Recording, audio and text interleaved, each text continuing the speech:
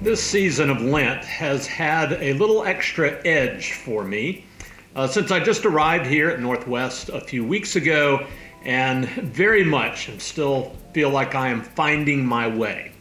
It reminds me of all those wilderness experiences in the Bible where people had to find their own way for a while. Abraham and Sarah on their new journey with God, for example, or the Israelites on their way to the Promised Land, or Jesus in the wilderness after his baptism, a story that we always begin Lent with. So I don't think of those times as necessarily bad ones, but they certainly carry with them a sense of uncertainty.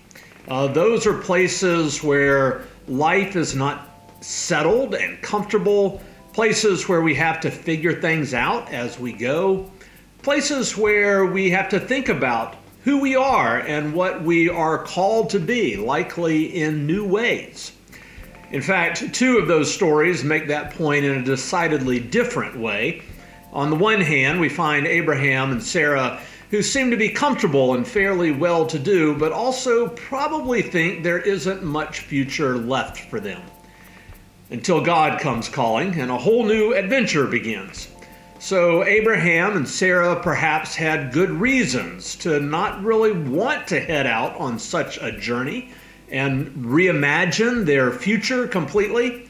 On the other hand, we might think of the Israelites in Egypt, living a life of slavery under the harsher and harsher demands of Pharaoh. Who wouldn't want to be out of such a place as that? And at first, they seemed to be glad to head out to something new, but it didn't take long before they were wanting to go back.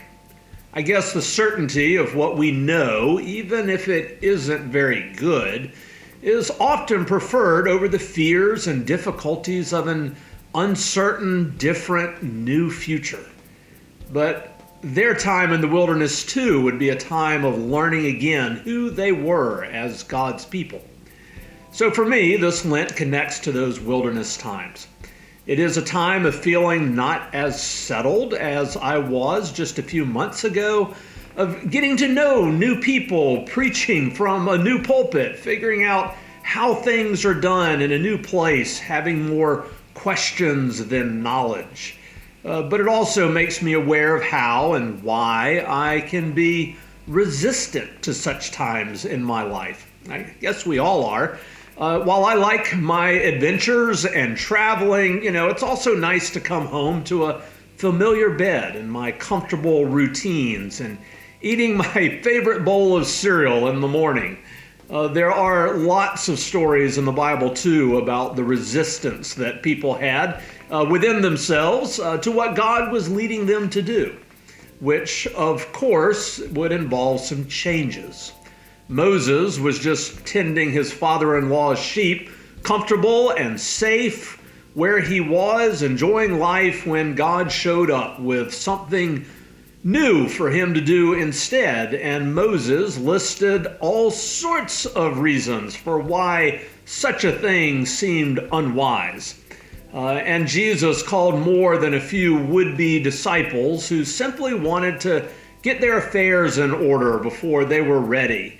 Maybe tomorrow, Jesus. Now is not the time. I've got this going on and that going on. Yet God seems persistent.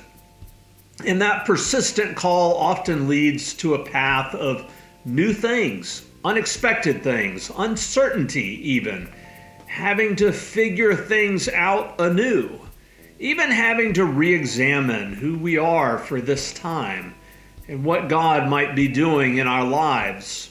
Wilderness times. So I wonder this week if you find yourself in more of a settled, comfortable place, or do you find yourself making your way through a wilderness time? I believe God can be very much at work in both of those places, as long as we are open to it, and even open to who God is calling us to be for such a time as this. So grace and peace to you all this week. Go in peace.